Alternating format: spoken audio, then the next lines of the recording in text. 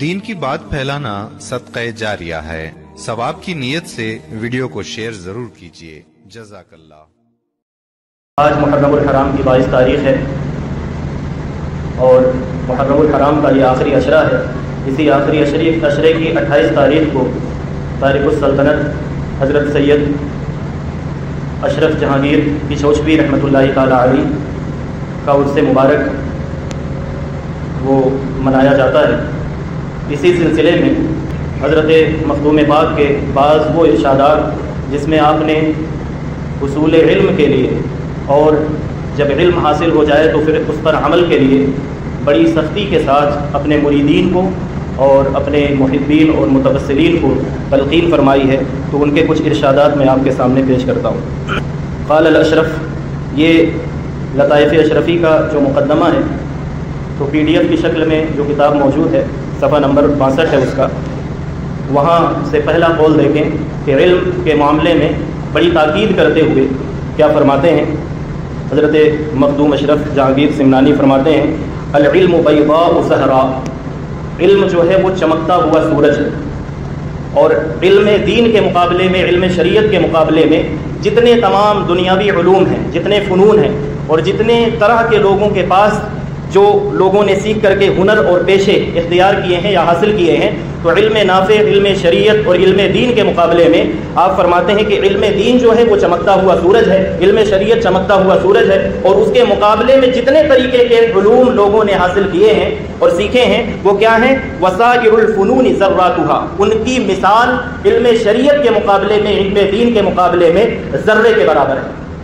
علم دین چمکتا ہوا سورج ہے اور اس کے مقابلے میں جتنے طرح کے علوم پائے جاتے ہیں دنیا میں، تو وہ تمام کے تمام کس طرح ہیں؟ چمکتے ہوئے سورج کے سامنے ذرے کے برابر ہیں۔ پھر آپ فرماتے ہیں آگے، حضرت نور العین نے قدوۃ الکبریٰ کے حضور میں عرض کیا کہ جب اب علم دین ہے تو اس کے بہت سے شعبہ جات ہیں، تو سوال کرنے والے نے یہ عرض کیا کہ ایک طالب حقیقت کے لیے جو اللہ تعالیٰ کی بارگاہ تک رسائی حاصل کرنا چاہتا ہے تو وہ ان میں سے، اب اس کی تو بہت سی شاخیں ہیں، بہت سے علوم ہیں، تو اتنے بہت سارے علوم میں سے کون سے ایسے علوم ہیں جنہیں سیکھا جائے تاکہ آسانی کے ساتھ اللہ رب العزت کی بارگاہ تک رسائی حاصل ہو جائے؟ یہ سوال کیا گیا کہ اتنے بہت سارے علوم میں سے اس کی بہت ساری شاخیں ہیں، اب ہم سیکھنے چلیں تو پتہ چلے کہ عمر ہی گزر جائے اور اپنے مقصد تک نہ پہنچ پائیں، بھٹک جائیں۔ تو آپ نے فرمایا کہ جان لو،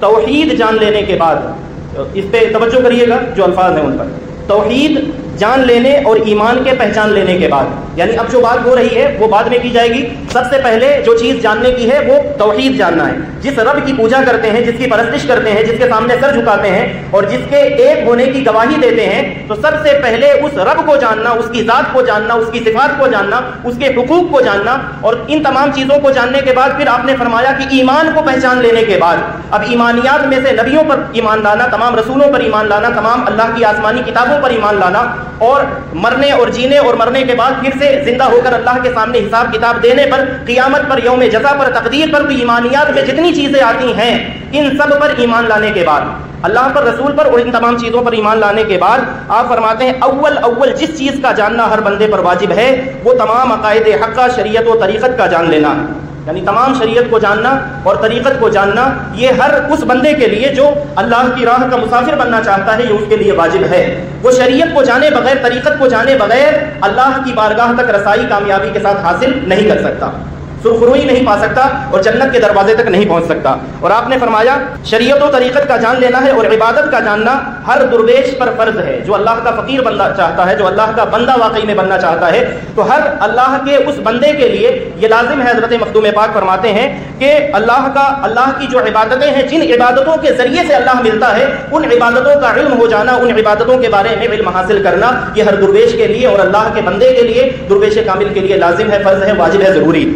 پھر آپ نے ایک پورا پیکج ارشاد فرمایا، یعنی ترتیب کیا ہونی چاہیے، کہیں ایسا نہ ہو کہ غلط ترتیب کی وجہ سے بندہ غلط ترتیب کو اختیار کرے اور پھر کامیابی حاصل نہ ہو پائے۔ تو ترتیب کیا ہے علم سیکھنے کی؟ ترتیب کیا ہے اللہ تعالیٰ کی بارگاہ تک کامیابی کے ساتھ پہنچنے کی؟ علم، عمل، ادب، ان تمام چیزوں میں آپ نے ترتیب یہ بیان فرمائی، ادبو، سب سے پہلے ادب سیکھو۔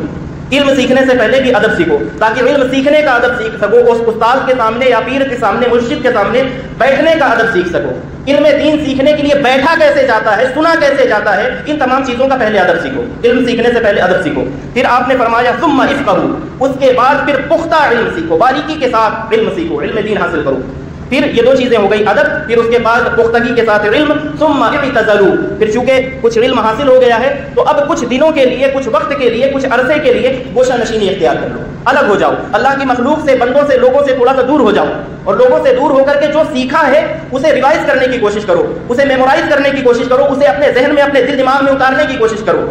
تاکہ وہ دل دماغ میں رچ بس جائے۔ ایسا نہ ہو کہ پڑھو، سیکھو، اور سیکھنے کے بعد یعنی سننے کے بعد، پڑھنے کے بعد، سیکھنے کے بعد مخلوق خدا کی جانب، لوگوں کی جانب، انسانوں کی جانب متوجہ ہو اور جا کر کے پھر بھول جاؤ۔ تو اس لیے فرمایا کہ پہلے ادب سیکھو، پھر باریکی کے ساتھ علم دین سیکھو، چاہے وہ سن کر کے ہو کسی سے، چاہے لکھ پڑھ کر کے، جس طرح سے بھی علم تم نے حاصل کیا ہے، پھر تھوڑی دیر کے لیے گوشہ نشینی اختیار کرو، تنہائی میں جا کر کے اس جو علم کو سیکھا ہے اسے اچھے طریقے سے میمورائز کرو، اسے یاد کرو، اور اسے یاد کرنے کے بعد پھر آپ نے فرمایا وَعْمَلُوا، جب یاد ہو جائے، سمجھ لیا جو کچھ پڑھا ہے، سیکھا ہے، جب وہ اچھے طریقے سے سمجھ میں آ جائے، دل دماغ میں محفوظ ہو جائے، پھر اب آ کر کے اس پر عمل کرو۔ یہ پورا طریقہ آپ نے بتایا ہے۔ پہلے ادب سیکھنا ہے، علم دین سیکھنے کا، پھر علم دین سیکھنا ہے، پھر اسے اچھے طریقے سے لوگوں سے علیحدہ ہو کر کنارہ کشی، گوشہ نشینی اختیار کر کے اس علم کو گویا کہ اپنے ذہن اور اپنے دل پر اپلائی کرنا ہے، پھر اس پر عمل کرنا ہے۔ یہاں پر حضرت مخدوم پاک نے بات ختم کر دی، لیکن اس سے ایک کام اور آگے کیا جا سکتا ہے کہ جب اتنا یہ چار کام کر لیے، علم دین کا ادب سیکھا، علم دین سیکھا، اسے اچھے طریقے سے سمجھا ہے، اپنے دل دماغ میں محفوظ کیا ہے، اور پھر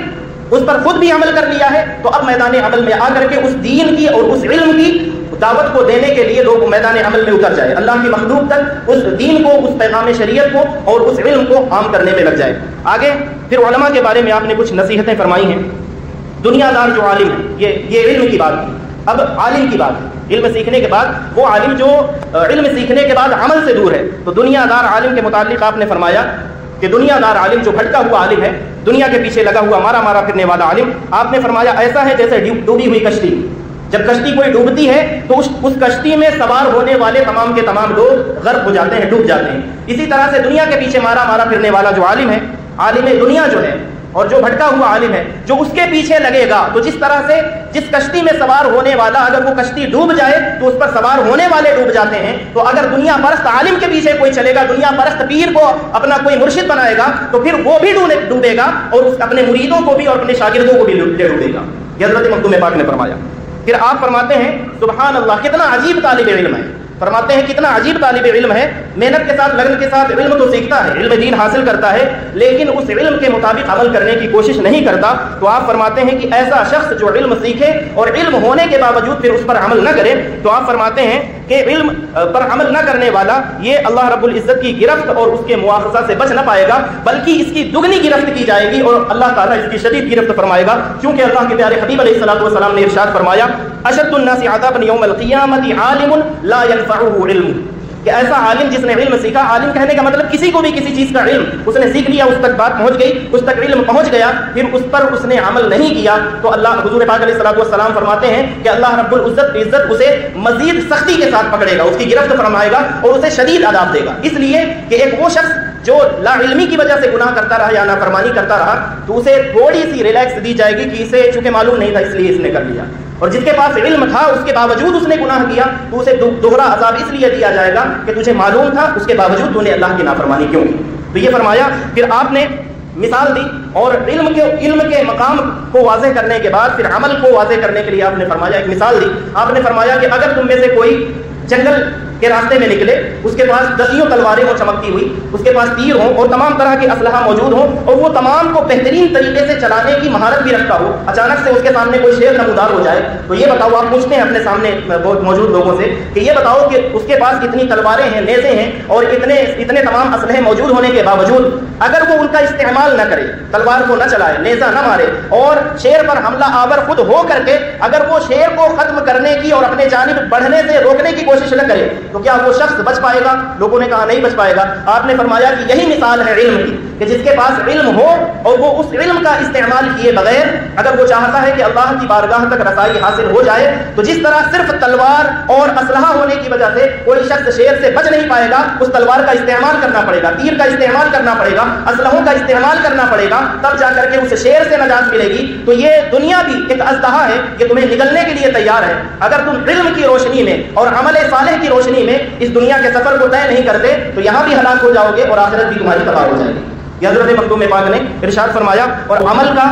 یہ ہماری زندگی میں علم کا بھی اور حضرت مخدوم پاک کے قول کے مطابق عمل کا بھی بڑا دخل ہے۔ اگر ہم علم نہیں سیکھتے، علم کے قریب نہیں جاتے تو پھر جہالت کی وجہ سے ہلاک ہوں گے، اور اگر علم آ جائے پھر اس علم کے مطابق عمل نہ کریں تو بد عملی کی وجہ سے ہلاک ہوں گے۔ تو اگر ہم یہ چاہتے ہیں ہماری دنیا اور آخرت کامیاب ہو جائے تو حضرت مخدوم پاک کے آنے والے عرس کی مناسبت سے یہی پیغام آج کے اس جمعہ میں آپ تمامی حاضرین کے لیے ہے کہ اپنے آپ کو زیور علم سے بھی آراستہ کریں، اور جب علم آ جائے تو اس علم کے مطابق اپنی زندگی کو گزارنے کی، اس علم کے مطابق اپنے آپ کو ڈھالنے کی کوشش کریں۔ اللہ رب العزت کی بارگاہ میں یہ دعا ہے کہ مولا تعالیٰ عز و جل حضرت مخدوم پاک کا فیضان ہم سب پر، ہم تمام حاضرین پر، ہماری نسلوں پر جاری بساری فرمائے، اور اب اللہ تعالیٰ اپنے ان تمام مقربین بندوں کے راستوں پر چلنے والا کامیاب مسافر ہم سب کو بنائے۔ آمین یا رب العالمین بجاہ سید المرسلین وما توفیق الا باللہ وآخر دعوانا الحمدللہ رب العالمین۔ السلام علیکم ورحمۃ اللہ وبرکاتہ۔ ویڈیو دیکھنے کا شکریہ۔ اگر آپ چینل پر نئے ہیں تو سبسکرائب کر لیں اور ساتھ ہی ساتھ بیل آئیکن پر بھی